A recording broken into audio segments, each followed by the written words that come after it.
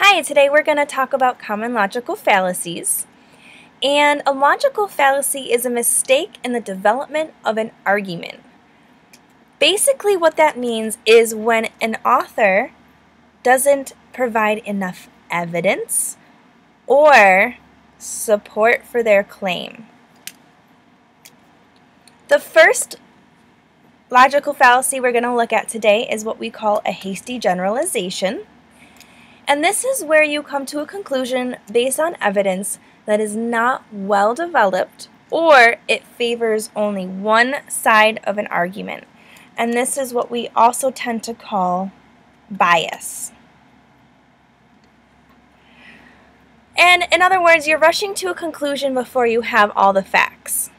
For example, say two poodles attack you, and then you go and say, well, all poodles are vicious dogs. Well, that's a hasty generalization because some poodles in the world haven't attacked anybody at all. So you can't base your conclusion without having all the facts about all the poodles in all the world. Okay, in example 2, if I go and interview college athletes and say, all university students favor a new stadium, I can't actually say that because what about people who don't play sports? So again, I can't use a specific example and apply it to all situations without having all the facts. The next one is a non sequitur, or it doesn't follow, and that basically means that your conclusion is not necessarily a logical result of the facts. What that means is, in this example, I have a Professor Smith who is a famous historian. And so I think, well, if he's famous and he's a historian, well, he must be a great teacher, right? Wrong.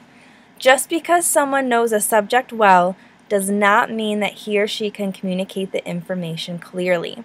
So this is not a conclusion based on logical result of the facts. Maybe if he was a historian and a teacher, I could say he would be great, but because he's just a historian doesn't mean he can be a good teacher as well. Begging the question. This is where the writer presents as truth what is supposed to be proven by argument. In other words, that the argument you're trying to make, you're trying to validate or say it's truth within the claim you're making. What that looks like is if, for example, I say filthy and polluting coal should be banned, that's actually the argument I need to prove. Why should it be banned? Is the question I'm asking. And in this case, the author needs to prove why coal should be banned instead of stating it as a fact. So the reader will not feel satisfied with that statement. They'll want to know, well, why should it be banned?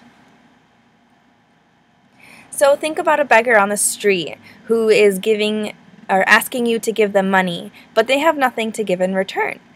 This is the same thing as when a writer makes a claim, but then gives you no evidence to support that claim.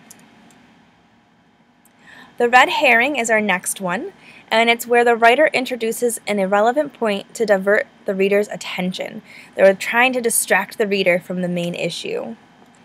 So if, for example, roommate A is criticizing roommate B because he didn't do the dishes, and as an argument, roommate B is like, well, you never paid me money back that you borrowed, is diverting the attention because now roommate A is going to focus on the money and maybe, hopefully, forget about the argument to do the dishes. So here he's just distracting his roommate from the real issue with a red herring. And as you can see, money borrowed and doing the dishes, they're not related to each other. So this is a logical fallacy because there's no logic or connection between the two ideas.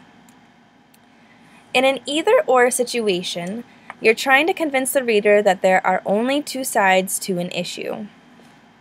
And think about it as going into a circle. It's either this or that.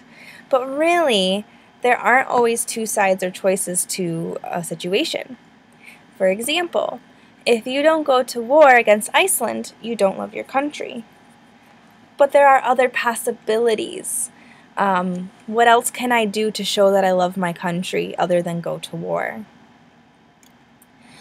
In this example, you can either stop using cars or destroy the earth. But there are other options to avoid destroying the earth, like solar power, recycling, etc. So when you're presenting a claim, make sure that you consider all sides of an issue and that you're not only giving the reader two choices. Hypostatization, probably the most fun one to say. And this is where you take an abstract concept and state it as reality. It's when you say things like history has taught us, science has proven, research has discovered. But this is a problem because not all history says the same thing. Scientists definitely do not always agree with each other.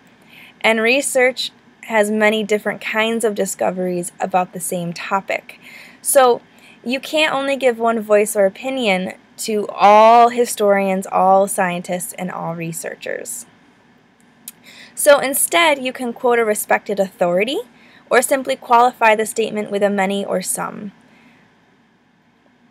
Argument ad populum. Get ready for political season because you'll see this everywhere. It's where, to avoid the issue, they appeal to the reader's emotions. So they use words that will create a response from the reader based on emotion, like communism and fascism, radical, or God, country, liberty. Words like communism have a negative response, but responses like country will be positive. So in this example, it says, if you are a true American, you will vote against the referendum on busing. Well, I want to be a true American, so, that's a positive emotion. But what the author's not doing is saying why I should vote against this referendum on busing. So again, there's no logic here. And it avoids discussing the bill and uses an emotional appeal instead. The bandwagon appeal is where you try to validate your point by saying, everyone else believes it, you should too. In this example, we're trying to get people to smoke phooey cigarettes by saying, everyone who demands real taste smokes phooey cigarettes. And you want real taste, so you're going to do it because everyone else is, right? Wrong. They don't actually tell you why phooey cigarettes are better than the others, and it avoids the discussion of the issue. Next is post hoc fallacy. This is where a conclusion is assumed that if A occurred after B, then B must have caused A. For example, I can say that marijuana leads to heroin use because users of heroin started out by smoking pot. Well, maybe they tried heroin for another reason. We're not sure, but we can't say that just because A and B occur that they're related. And in the next sentence where it says, but the real cause is that they both drank milk as babies, is another fallacy because, again, there's no real connection. It's just happenstance that they happen to come after one another, but you can't create a cause-effect relationship that doesn't exist.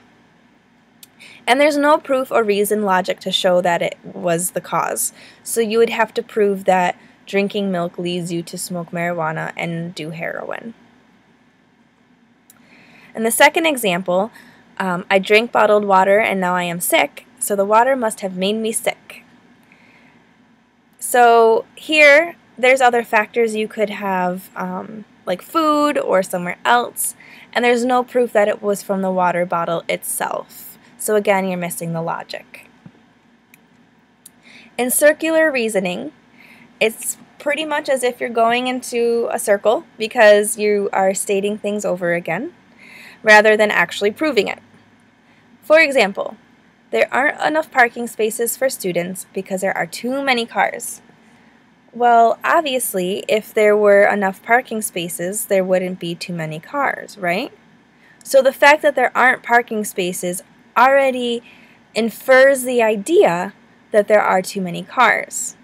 Because what else would be in the parking spaces? You know?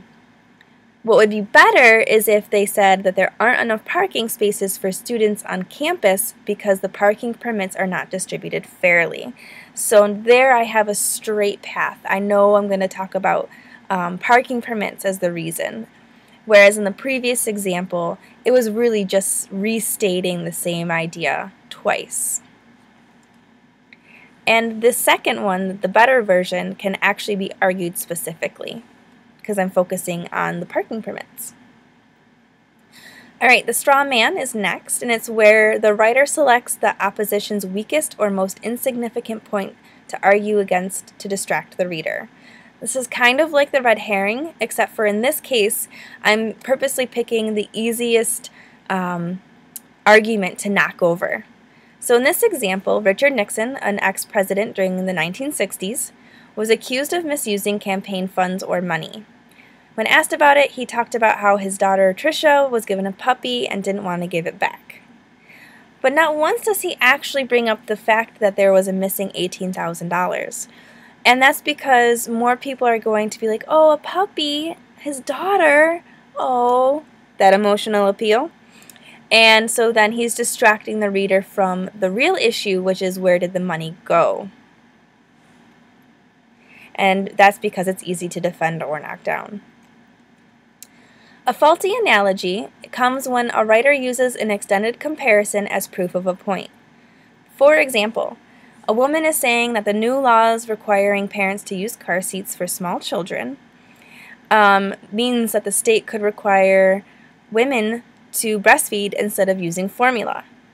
So, this is an extended comparison because just because lawmakers require something in the car seat situation doesn't mean that they would do the same thing in the breastfeeding situation. And so the two situations are not alike.